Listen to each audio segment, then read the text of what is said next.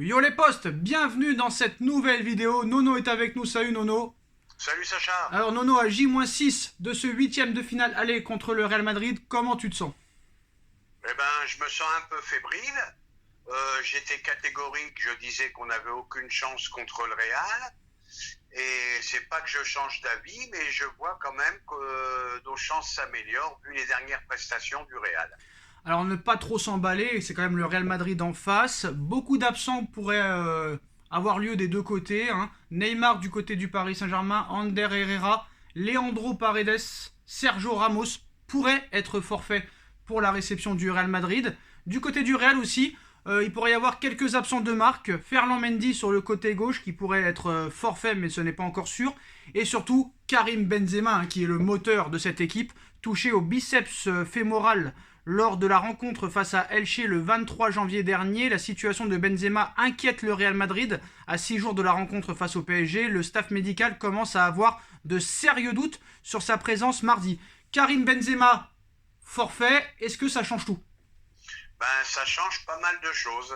Et je crois que les blessures du Real, Mendy, Benzema, deux joueurs titulaires, et Benzema, le patron de cette équipe, est beaucoup plus grave que les absences de Paredes et de Herrera, par exemple. Bah c'est sûr, mais après Paredes, il a quand même fait un bon match contre Lille dimanche dernier. Paredes, lui, dans un match comme ça, quand même, il peut servir, hein, tu sais, à casser les lignes, à calmer un petit peu le rythme, à mettre un faux rythme, à provoquer des fautes, surtout que lui, il est fort dans ça. Et au milieu de terrain, on sait qu'au Paris Saint-Germain, bah, à part Marco Verratti, t'as pas grand-chose. Alors Idrissa Gueye qui va rentrer un petit peu crevé de la canne, Herrera forfait, Paredes peut-être forfait, Wijnaldum qui a pas joué depuis un mois. Là aussi, il y a un problème, hein. Eh ben écoute, essayons encore une fois Danilo. Il m'a surpris lors du dernier match. Et puis je vais te dire, il est pas plus mauvais que Paredes, qui est très irrégulier. Donc je trouve que les blessés éventuels du Real sont beaucoup plus importants que ceux du PSG. Alors Nono, je pense que tu as vu l'article, je pense que tout le monde a vu l'article. Si vous l'avez pas lu, bah on va vous en parler tout de suite. Bah d'après la presse espagnole, hein, le vestiaire du Paris Saint-Germain est convaincu que Paris va humilier le Real Madrid. Dans le vestiaire parisien, on est convaincu de pouvoir venir à bout du Real Madrid sans trop de problèmes. C'est en tout cas ce qu'avance la presse espagnole ce mercredi. Le grand jour arrive, hein, depuis un peu moins d'une semaine. Paris accueillera le Real au Parc des Princes, une rencontre pour laquelle il est difficile de désigner, hein, à l'heure actuelle un véritable favori, puisque les deux équipes restent sur des dynamiques assez similaires dans leurs championnats respectifs, avec un joueur qui sera observé de très près pour les raisons que l'on connaît tous, Nono, hein, Kylian Mbappé. Alors, même si on se fie aux informations d'ABC, comme vous voulez, les joueurs du PSG seraient plutôt confiants, très confiants même, depuis le tirage. Ils sont persuadés qu'ils vont facilement venir à bout des merengues. On va les éclater, aurait-on entendu dans le vestiaire francilien le jour du tirage. Donc les Parisiens auraient célébré avec des scènes de joie comme on en voit lorsqu'un petit poussé tombe sur un os. Non mais franchement, Nono, ils me surprennent de jour en jour, les presses espagnoles. Donc ça veut dire que dès que Paris a entendu Real, ouais, ouais, non mais attends, faut arrêter. Mais Sacha, c'est une tentative de déstabilisation. Quand même, ils savent, les joueurs du PSG, qui vont rencontrer des grands joueurs, un grand club. De là de parler d'humiliation et d'autres choses, mais c'est vraiment des torchons, ces journaux espagnols, c'est pas possible. Non mais surtout Nono, ils te sortent ça. Pourquoi ils te sortent pas ça le jour du tirage? Et pourquoi 6 jours avant? C'est n'importe quoi. Eh ben, ça s'appelle une tentative Voilà. de déstabilisation, tout simplement. Alors le média rajoute que Léo Messi était même très content de tomber sur l'ennemi juré de son ancien club, donc une ambiance plutôt allègre, hein, et joyeuse dans le vestiaire parisien donc, et une confiance qui n'a toujours pas changé environ 2 mois après ce tirage. Les troupes de Maurizio Pochettino sont donc toujours persuadées d'affronter un rival bien inférieur. Le journal écrit tout de même que Sergio Ramos a été surpris de la réaction de ses coéquipiers pendant le tirage. T'y crois ça aussi? Ben, j'y crois pas du tout non plus. J'y crois pas non plus. Ils sont quand même conscients de qui ils vont rencontrer en face. Donc je te dis, tentative de déstabilisation. Les journaux espagnols, toujours aussi des porcheries. Pour moi, c'est des porcheries.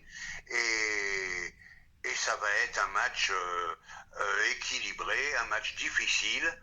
Donc, faut arrêter d'écouter toutes ces rumeurs qui ne veulent plus rien dire. En tout cas, les gars, au niveau scénario, ils peuvent écrire des films, hein. Donc pour Ramos, hein, lui qui par ailleurs ne voulait pas tomber face au club dont il a porté le brassard de capitaine pendant tant de temps, donc de façon générale, les Parisiens seraient convaincus que cette année est la bonne en Ligue des Champions, avec un Lionel Messi déterminé à remporter sa 5e coupe aux grandes oreilles et ainsi égaler Cristiano Ronaldo. Donc rendez-vous mardi donc, hein, mais nul doute que cette information risque de beaucoup faire parler. De l'autre côté des Pyrénées, moi je pense qu'aussi c'est une invention peut-être pour que le Real Madrid aussi prenne au sérieux cette rencontre et que eux aussi essayent de fracasser le Paris Saint-Germain. Eh ben, ça va mettre la rage dans le vestiaire du Real, parce que voilà quoi. Mais moi, toutes ces rumeurs, toutes ces conneries, excuse-moi, je suis un peu vulgaire, je n'y crois pas du tout. Ils savent que c'est des chocs. Les joueurs du PSG savent que c'est des chocs très très difficiles. Maintenant que les joueurs du PSG y croient volontiers, ça, il n'y a pas de souci. Mais de là à parler d'humiliation, que ça va être une promenade de santé, bon, ben, si les Espagnols, ils aiment ce genre de presse, nous, on se plaint de l'équipe, mais c'est quand même nettement supérieur. Ah non, c'est une petite souris l'équipe à côté, parce que là, au niveau, on va dire, liberté d'expression, c'est très haut niveau en Espagne, hein. C'est tout et n'importe quoi, c'est inimaginable. Alors Nono, une information, l'équipe aujourd'hui qui nous dit que si Mbappé venait à partir au Real Madrid ou dans un autre club, la priorité reste toujours Erling Haaland. Les discussions se seraient intensifiées entre Mino Raiola et le Paris Saint-Germain ces dernières semaines. On parle d'un accord pour un transfert de 75 millions d'euros, plus 15 millions d'euros de bonus. Le Real Madrid et le Barça aussi restent favoris avec le Paris Saint-Germain. Est-ce que tu penses que vraiment, si Mbappé s'en va, Haaland sera au Paris Saint-Germain avec les bonnes relations qu'entretiennent Raiola et Leonardo, et Raiola et Le Prince, QSI, Nasser, tout ça? Eh ben, reconnais, Sacha, que ça fait plusieurs vidéos que je te dis que Mbappé partira et que Haaland viendra. Voilà. Le PSG va mettre tous les moyens pour faire venir Haaland. Bonne entente avec l'agent Raiola. Tous les feux sont ouverts. Alors, voilà. dans un entretien à la Gazzetta dello Sport, Donnarumma a parlé de l'avenir de Kylian Mbappé en disant: avec Kylian, j'ai une super relation, on rigole beaucoup ensemble, mais on ne parle pas de son avenir. C'est sa décision, ce n'est pas à moi de lui dire quoi faire. Je sais juste que nous sommes bien ensemble à Paris. C'est un super mec, un gars intelligent. Il n'y a que lui qui sait quel est le meilleur choix pour lui. Honnêtement, Nono, Haaland, pour moi, je vois pas d'autre priorité, que ce soit au niveau de l'âge, au niveau des performances, au niveau du physique. C'est vraiment le remplaçant idéal, parce que Rashford, moi je suis pas convaincu, il y a beaucoup de blessures, très irréguliers. Franchement, ils doivent tout mettre sur Haaland, quitte à se ruiner, parce que là, non seulement tu as une star comme eux ils veulent, mais en plus de ça, c'est un joueur pour l'avenir. Et puis je vais te dire, ça va être le concurrent direct de Mbappé pour le Ballon d'Or. Il est encore un petit peu plus jeune que Mbappé.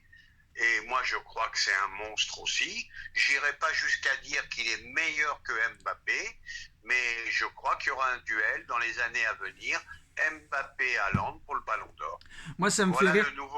Voilà le nouveau duel pour les années à venir. Nono, moi, ça me fait rire parce que je sais déjà d'avance les commentaires qu'il y aura. Non, mais j'y prête pas attention parce que ça me fait rire. Je sais qu'ils vont dire: vous croyez vraiment qu'Haaland va venir en Ligue 1? Alors, à chaque fois, ils avaient dit pareil pour Messi, pour Neymar, pour Zlatan. Donc, ça me fait rire. Ça me fait rire avant de poster la vidéo déjà. Tu vois ce que je veux dire ou pas? Ouais, mais c'est toujours pareil. Les commentaires, il y a à boire et à manger. Il y a des mecs qui te croient. Il y a des gens qui te croient, il y a des gens qui te croient pas. Mais quand on a dit Messi arrive, il est arrivé. Quand toi, personnellement, tu as dit Neymar viendra, il est venu. Enfin, surtout qu'il resterait et qu'il prolongerait, parce que j'avais pas la chaîne à l'époque. Tu me laisses pas finir. Quand tu as dit que Neymar ne partira pas, il n'est pas parti. Donc bon, ils peuvent insulter, ils peuvent faire ce qu'ils veulent. Oui. Le principal, c'est qu'on ait une majorité de gens qui nous soutiennent, quoi. Ramos n'ira jamais en Ligue 1, Hakimi n'ira jamais en Ligue 1, donc on en a vu, hein. Nono. Bon, ben, on a vu les résultats. Non, alors là, c'est un sujet assez compliqué, mais j'ai vu dans les commentaires qu'il voulait ton avis, il voulait aussi mon avis. Ce qu'a fait Kurt Zouma à son chat en lui donnant des coups de pied comme pas possible. On a vu qu'il a été sanctionné de 300 000 euros d'amende avec une rupture de ses contrats avec Adidas et Vitali. Et carrément le saisi de ces deux chats. Alors c'est incroyable quand même. En Angleterre, tout ça est pris très au sérieux, la maltraitance des animaux. Donc Même Zuma s'est excusé, mais voilà, je sais pas si tu as vu la vidéo, mais on lui voit vraiment mettre des coups de pied à son chat très violents. Et bah, il a eu vraiment une très grosse sanction, Nono, hein, carrément rupture de ses contrats avec Adidas et Vitalis, c'est pas n'importe quoi. 300 000 euros d'amende et saisie de ses deux chats. Qu'est-ce que tu en penses de cette histoire? Alors moi je vais te dire, le mec il a pété un câble, hein, parce que j'ai vu la vidéo, il a cru que son chat c'était Un ballon? un ballon de football, qui plus est incompréhensible, pardon, comment son frère ou son neveu, je sais pas qui était à côté de lui, fait fuiter la vidéo, mais faut rien avoir dans le cerveau. Non mais, Rien avoir dans le cerveau. Nono, ça me rappelle un petit peu l'histoire avec Serge Aurier, où le mec il parle alors que son copain il filme, tu vois? Voilà, mais c'est pour ça qu'il y en a quelques-uns qui sont hyper limités. Non mais c'est... Vas-y Nono, vas-y, je t'en prie. Hyper limités et qui se croient tout permis. Non mais comment il a pu faire ça le mec? Et en plus je suis surpris, je l'entends parler, ce garçon, il m'a l'air très raisonnable, il parle pas trop mal, ça m'a pas l'air d'être un bourrin, incompréhensible. Non mais Nono, on finira là-dessus, mais les mecs c'est des décérébrés. Le Serge Aurier, il voit que son pote filme. Mais comment le mec, il peut... Avec des amis comme ça, t'as pas besoin d'ennemis. Même le mec là qui filme, c'est qui le mec qui a filmé Zuma? C'est son petit frère? Je crois que c'est son frère, Et son frère, en plus, il le met en ligne, la vidéo. Mais... C'est pour te dire qu'il y a 2 pois chiches dans le cerveau, quoi. Il y a un problème. Non, il n'y a plus rien, il n'y a même plus d'eau, là. Il n'y a même plus d'eau, donc... En sachant très bien que ça va faire un scandale. Et c'est ça le pire. Et surtout qu'en Angleterre, c'est pas qu'en France, hein. C'est pas comme en France, ils rigolent pas, eux, hein. On l'a bien vu, là. Je le sais, Ça rigole pas, hein. Demande à Mendy, demande à Zuma, demande à tout le monde, hein. Ah, là-bas, ça marche droit. Bah voilà les postos, on finira là-dessus. Bah dites-moi en commentaire ce que vous pensez de tous ces sujets. On like, on partage, on commente, on s'abonne. On remercie Nono et on se retrouve très vite pour une nouvelle vidéo. Tchuss. Tchuss.